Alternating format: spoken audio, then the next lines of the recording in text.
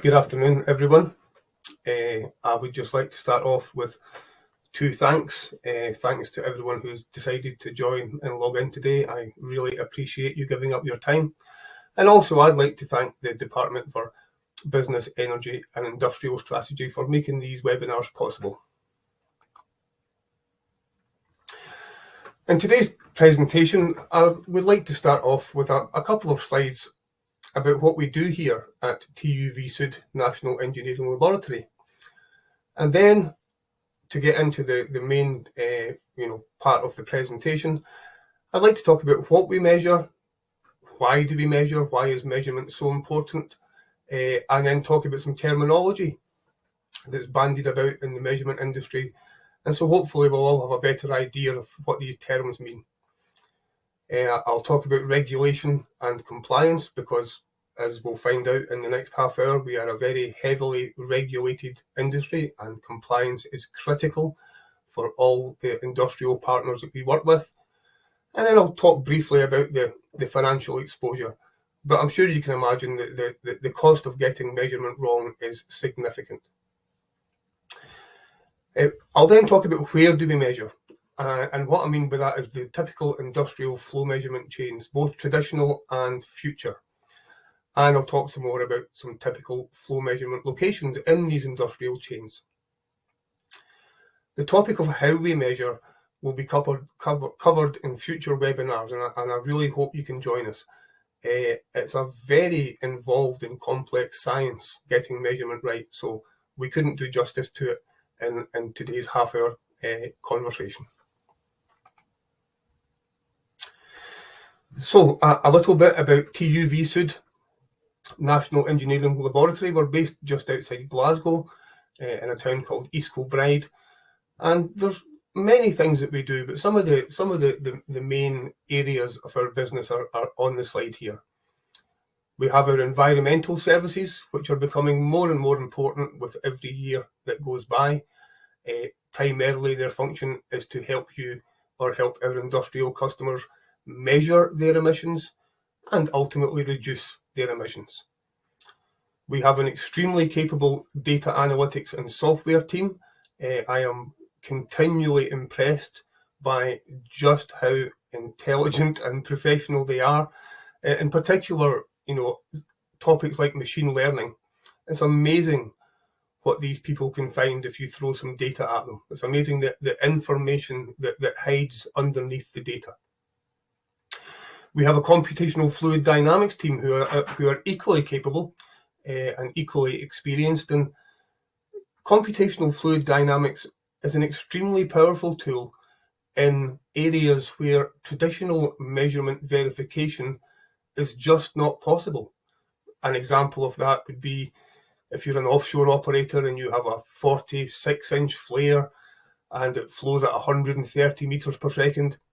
Well, we have some good flow facilities here at NEL, but nothing that can actually calibrate or test a meter like that. So computational fluid dynamics, simulating the flow conditions using high-powered computers, is very, very valuable to the industry. We have a flow measurement R&D team.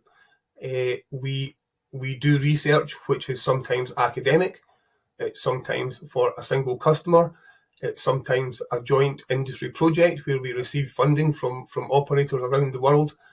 And these are primarily aimed at improving the understanding of how measurement works and investigating how to make flow measurement better for the benefit of everyone. We have a flow consultancy team. I'm part of that team. And we are here to help any industrial customer who measures flow, who has a challenge or an issue, and that could be something like an uncertainty budget or a training program or a metering management philosophy or the investigation of measurement which doesn't appear to be working properly. So we're here and available at all times for anything which is flow related.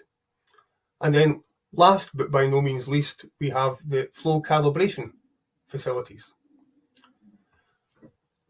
Here at East Kilbride, we have calibration facilities ranging from the domestic to the industrial. Now, historically and in the present day, these facilities are oil, gas, water and multi-phase. Designed initially to serve the needs of the oil and gas sector and the water industry, and we will continue to serve the needs of these sectors for the coming decades. But in recognition of the direction of the energy transition, we are also bringing online new facilities for hydrogen and carbon dioxide to help out with the hydrogen as a fuel industry and carbon capture, utilisation and storage industry when we try to remove emissions from the atmosphere, emissions that come from several industrial processes. And it's worth pointing out a couple of things. The picture on the top right is our domestic hydrogen facility, built in anticipation of domestic gas being researched as a possible future fuel.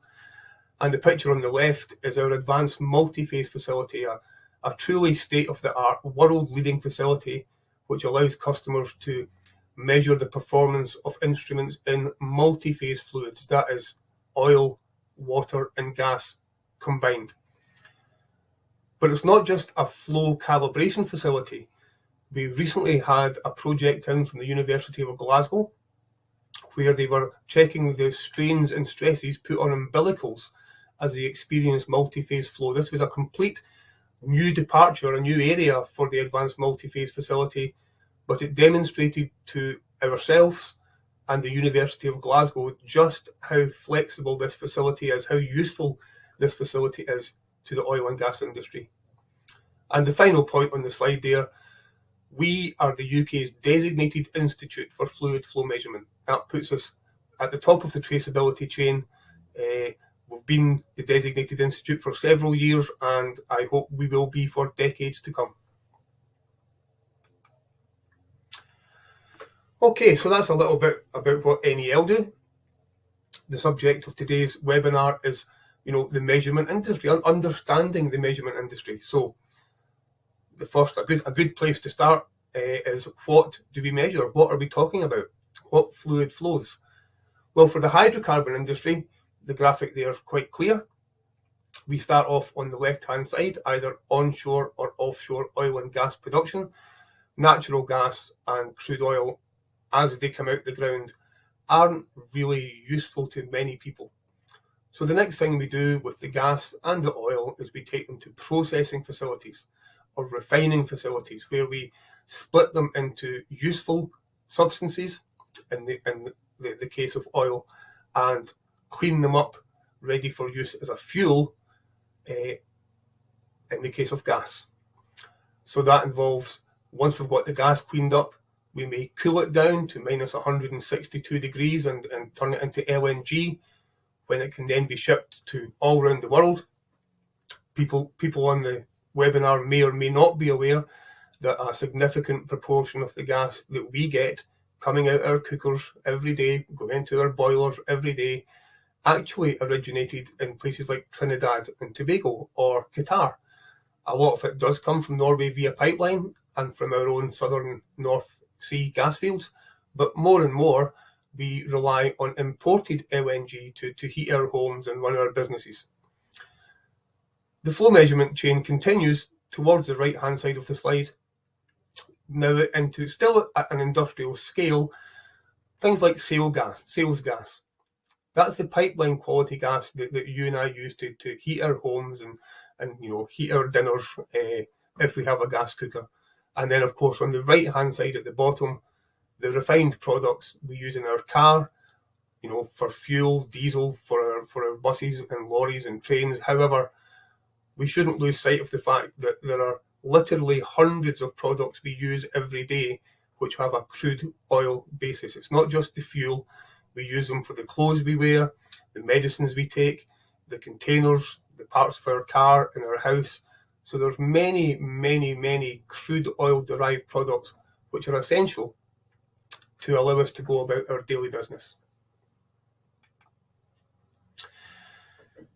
If we look to the future, we can see here a similar production chain for modern fuels. So we have on the left-hand side natural gas extraction, but now that natural gas is not being used directly as a domestic fuel.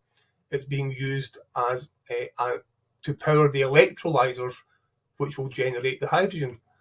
And hopefully you can see on the slide all the little symbols, the little blue, look like speed dials in a car, that show you where significant measurements will take place when we're talking about future industries as opposed to the traditional oil and gas industries. All the way down the chain, including carbon sequestration, seasonally storing hydrogen for use during cold snaps and building up a reserve during hot spells, and all the way on to hydrogen transportation, because like LNG, hydrogen is very transportable.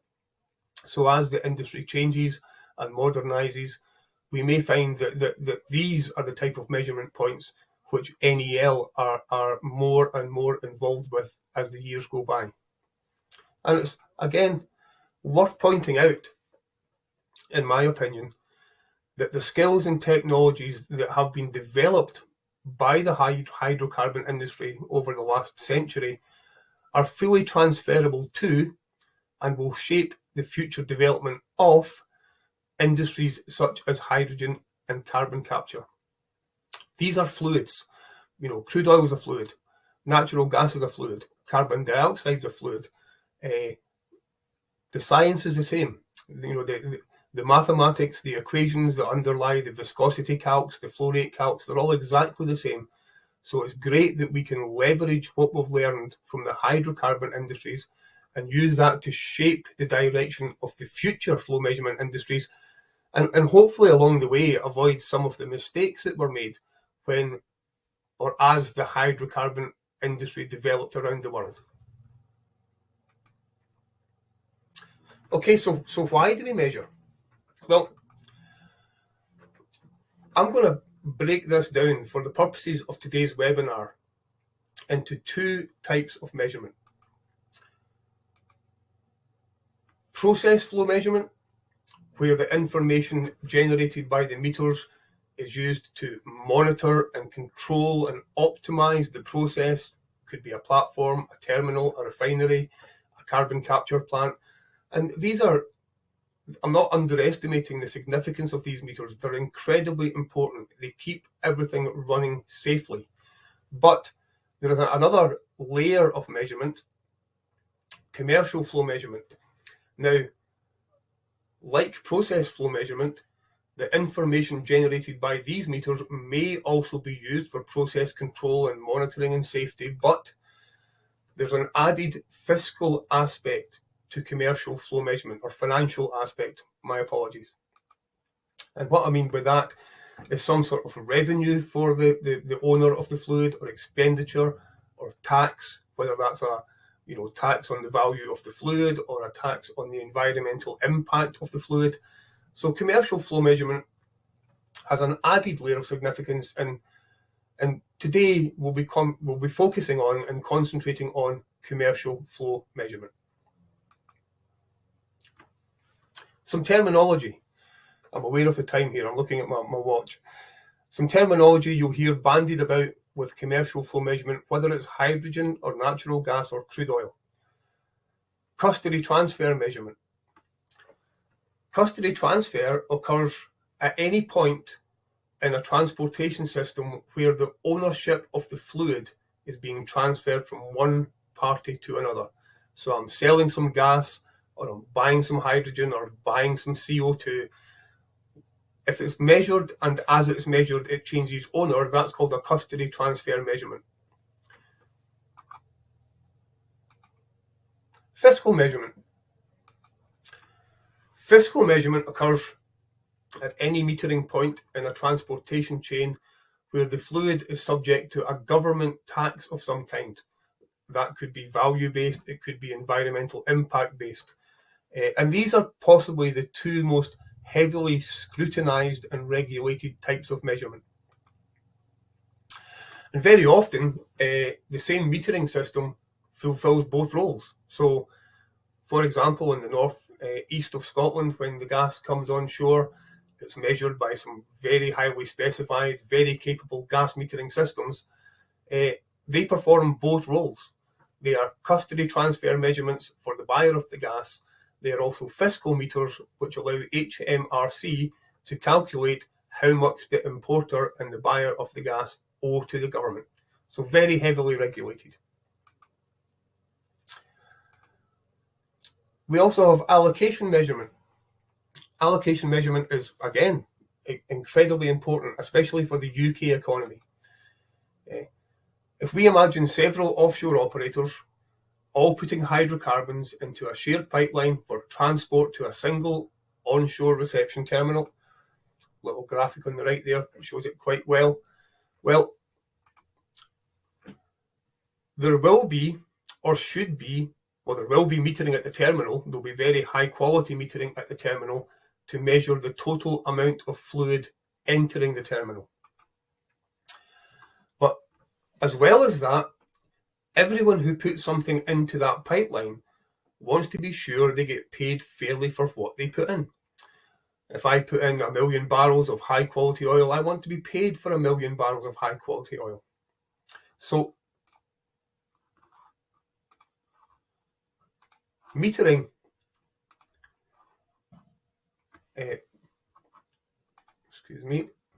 metering that's used for this purpose, i.e. to determine everyone's fair share in shared facilities, is known as allocation metering.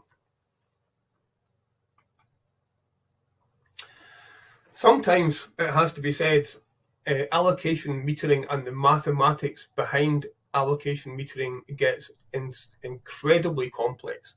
Quite complex is actually an understatement.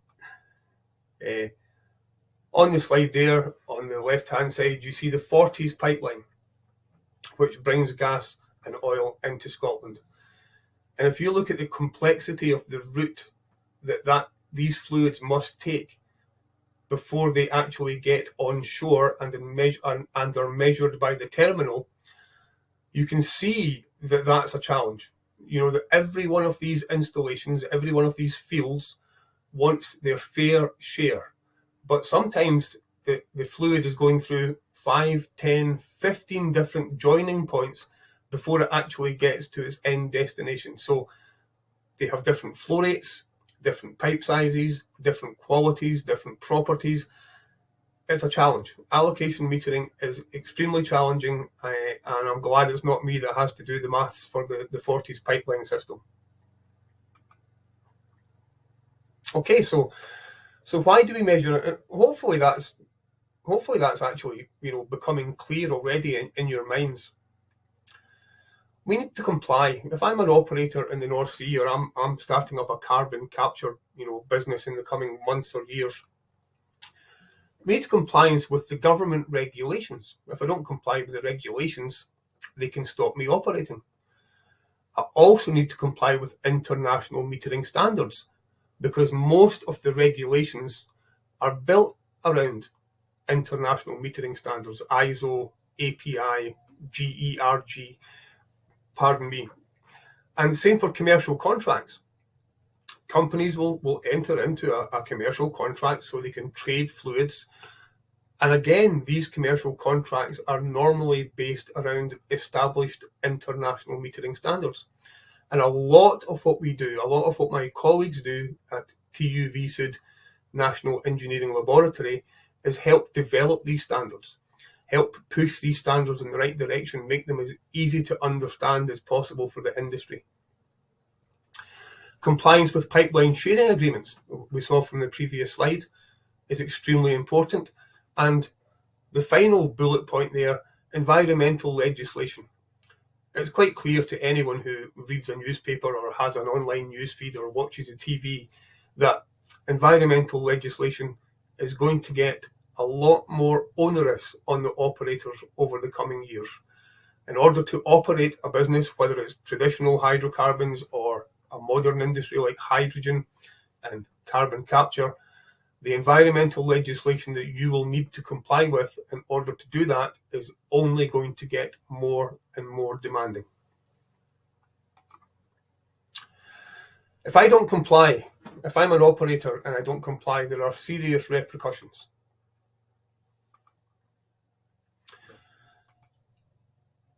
My damage my reputation will be seriously damaged.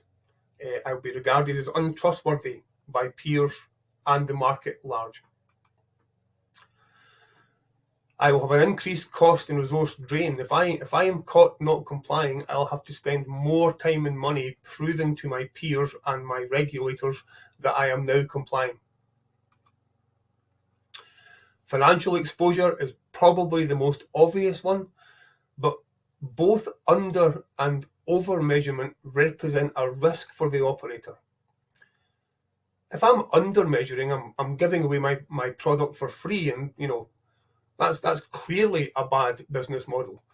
But if I over measure, I'm overcharging, and over measurement will be discovered at some point, and I'll have to pay all that money back, and I'll have to add on some interest, and I'll have to add on some lawyer fees. So if you ask the CFO of an operator what would they rather do, under or over measure, they invariably say, I want to measure correctly. If I under measure, I'm giving away all my money. If I over measure, I'm trashing my reputation, and I'm going to have to pay for that. So the importance of getting the measurement right and compliant is very clear. And if we put that into perspective, we think that operators get paid for what they produce. Well, they don't.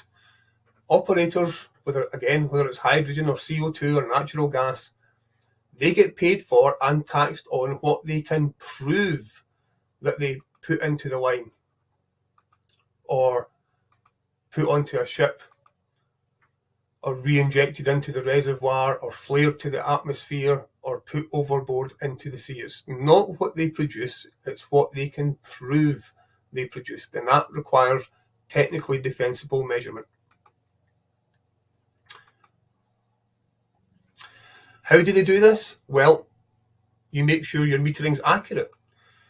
You make sure that your metering systems are properly designed and properly maintained, and they're both equally critical.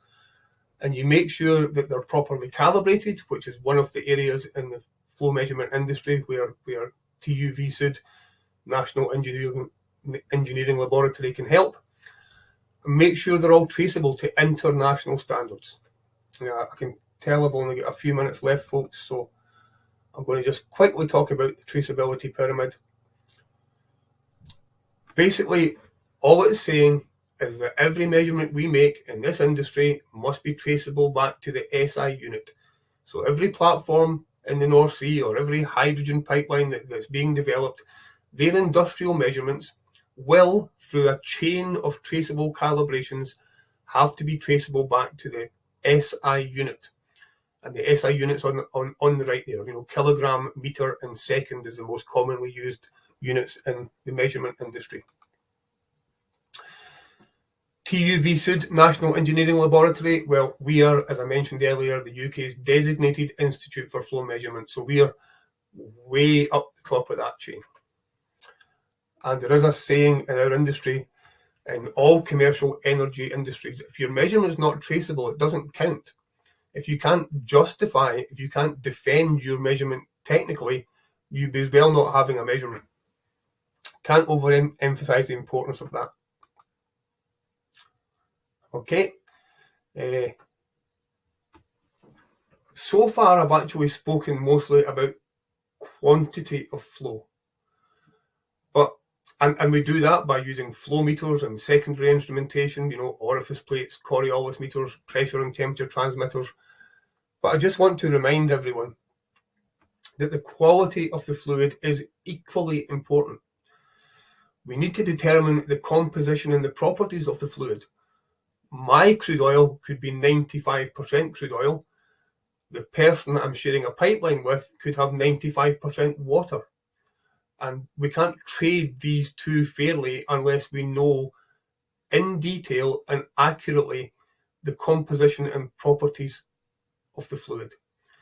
Now, as it turns out, in the hydrocarbon industry, we tend to use online sampling and online analysis for natural gas. And for the crude oil industry, we tend to use online sampling and offline laboratory analysis for crude oil. The reason for that is quite simple. There's a couple of dozen components in natural gas. Maximum, there's a couple of 100 components in crude oil. It's just a bit more complex. It takes a bit more care. We do that offline rather than for natural gas where we have online industries. Okay, so how good does it have to be, commercial measurement? Generally speaking, all around the world, custody transfer and fiscal systems have to be plus or minus 1% uncertainty for gas at a 95% confidence level, and plus or minus 0.25% for oil. And that's pretty much standard all around the world. But every day that a flow measurement system is in operation, just like your car, its performance will degrade over time if it's not properly maintained. Some quick examples of that.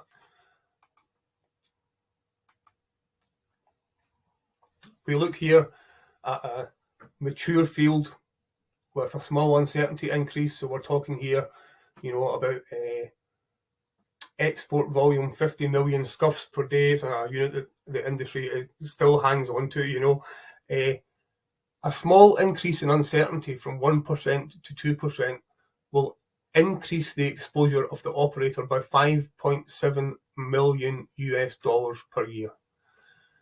If I look at a larger uncertainty on a larger, a new mega project somewhere where they're actually doing 1,000 million scuffs per day, and they have a big error in their measurement system, we're up closer to $500 million of increased exposure, which obviously all operators want to avoid. I'll just quickly go over this, folks, but it's the same thing for oil. A small error in a small mature field, still hundreds of thousands of dollars per year, and of course a large error in a very large development, we're into the over $100 million a year of financial exposure. So no matter how big the operator is, people don't want to lose money on that scale or overcharge and be pursued for money on that scale. So hopefully it's been clear exactly how important the measurement, the design and the traceability is.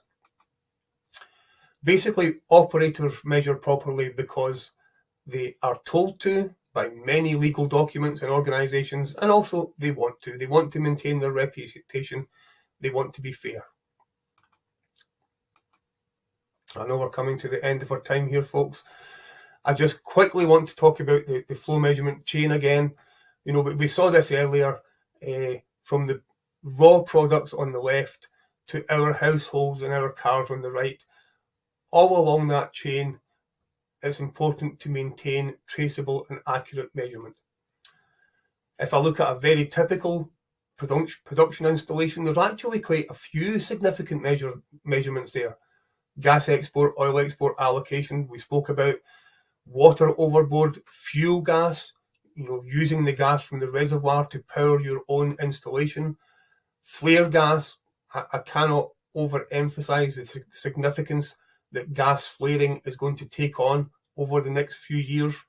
And then other techniques, other measurements for injecting gas into the well or using gas to make the oil less viscous and easier to transport. There are even some installations who are now injecting CO2 into the reservoir. There's an obvious environmental advantage to that and an obvious financial benefit to that. And then water injection. Again, putting water into the reservoir to increase the amount of hydrocarbon coming out. Now, I know I'll just switch past these, folks, because they're all pretty much the same. For hydrogen and CCUS, the same thing applies. We need to have traceable and accurate and properly designed measurement all the way through the chain to allow us to trade internationally, operate safely, and operate optimally. Okay, my last slide of the main part of the presentation. Hopefully we now see why measurement's critical.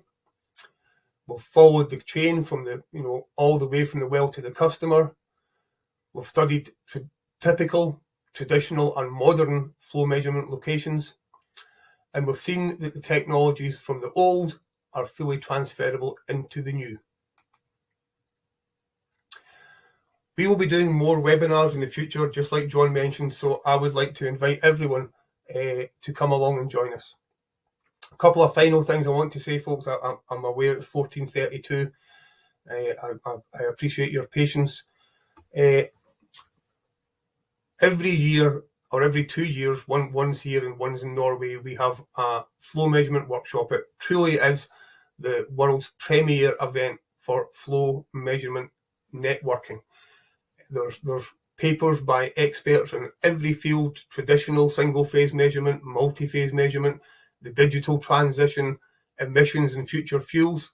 And that event is being held in the P&J Live in Aberdeen on the 25th to 27th of October. I would thoroughly recommend, I'd be very happy if you could consider coming along to that. If you're interested in flow measurement, there's no better place to go to learn from industry experts and network with industry experts. I'd also like to promote the TÜV Sud Academy. Today has been a very high-level overview of the flow measurement industry, but we provide in-depth training courses either in person or via e-learning. We can do all sorts of flow measurement courses. Please just let us know what you want to learn about. We have the expertise in our offices to do that. And of course, we have a note of who attended today. If you did attend today and you are interested in any of our TÜV Sud Academy courses, you will get a 10% discount on that course. And I think with that, John, I can hand back over to you. If there's any questions, I'll be happy to try and answer them. Yep, thanks for that, Colin. Yeah, we've got a few questions, so we'll quickly run through some of these ones. This first one's come up a couple of times, so let me just get the... Let's see. Right, what's the difference between the terms accuracy and uncertainty? Right, I'll try and be quick. In the field of metrology measurement, we never know what the true value of any measurement is. We never know what the actual height of someone in a room is, or exactly how many barrels. What we do in the metrology industry is we make measurements and we calculate an uncertainty. So we say, for example, I think that I have 300 litres per second of oil coming out of my well, and I have a confidence level of that of 95%. It's a statistical confidence level. So we never know what the true measurement is. So accuracy in that sense is a qualitative term. You know, it's not wrong for me to say that my digital watch is accurate. It clearly is. You know, it loses something like 10 seconds over 100,000 years. So it's clearly an accurate device, but that's a qualitative term to say my watch is more accurate than the grandfather clock that I have in my house, which has to be reset every day. So the brief answer is that accuracy is a quantitative term and uncertainty is a accuracy is a qualitative term, uncertainty is a quantitative term. We never know the true answer, so we state what we think the true value is with a well-established uncertainty. Excellent. I've got a meter selection question here. What type of technology is best for custody transfer? The two technologies mentioned here is orifice meter or turbine meter. Again, it depends a lot. The fluid is historically very important for, and it's a bigger question about meter selection.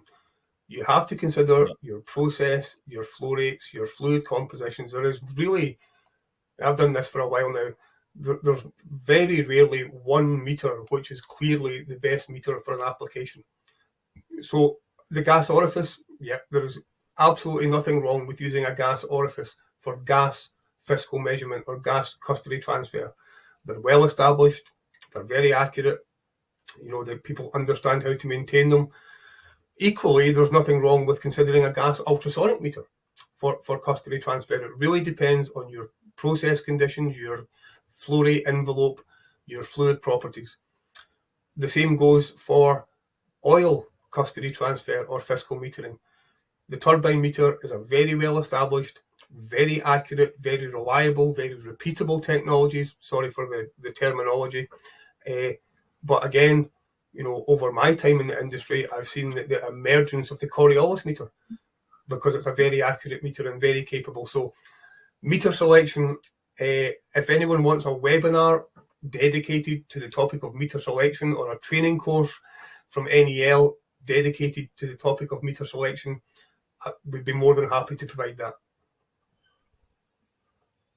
Or better still, give us a call and we'll look at Absolutely. It from a consultancy point of view for you. Yeah. Okay. You discussed environmental measurement, so I've got a question here on this. How do you think the industry will change with regards to emissions and sustainability? Okay, yeah. Well, I'm lucky enough to be involved with some international oil companies, and I've been reading up on organisations like the Oil and Gas Methane Partnership. It's quite clear that things like carbon capture and storage are going to come to the fore as a way of reducing emissions, and there's going to be a whole lot of legislation is going to come into place to make sure that that's done properly. But also traditional operations like flaring. 30 years ago you just flared. It was a safety device. Now you flare, you have to keep things safe, but you're being penalised for emitting too much carbon dioxide. That's going to become even more sophisticated. Methane, for example, is a far more damaging greenhouse gas than carbon dioxide. So clearly, if the environmental impact of industry, not just the oil and gas industry, all industry, is to be minimised, then we're going to have to start looking at things like, how much methane are we emitting, not just how much CO2 we're emitting. So I think environmental legislation is going to start looking in a more sophisticated way at what industry emits into the atmosphere, and I think any legislation will follow that approach. Okay. One final question. How do I ensure that my meter remains compliant and accurate? Traceable calibration. There's some simple things that are basic housekeeping. Like if I have an orifice plate for my gas export line or an ultrasonic meter, and I inspect that plate and it is covered in oil, then I have a process issue which I have to overcome to make sure my meter remains clean and dry, because custody transfer regulation requires clean single-phase fluids in most cases. The other thing I have to do is calibration. Make sure that I'm calibrating my pressure transmitters, my temperature transmitters, and my gas analyzers in accordance with the international standards, and also any fiscal regulations that are in place in the area I'm operating. So some good housekeeping, keep things nice and clean, and traceable calibration on all the metering related instrumentation. Excellent. All right, Colin, that's great. You've answered all the questions I've got. So yeah, thanks again for joining us. As I mentioned earlier, you will receive a link to the recording for today's presentation. Get in touch with us if there's any webinar subjects you'd like us to cover in future. It's great to hear exactly what you're interested in, and we're always looking for ideas for new material. Feel free to get in touch with me or send any queries to info.uk@tufsud.com. Feel free to visit our website, which is www.tufsud.com/UK. There's more information on there.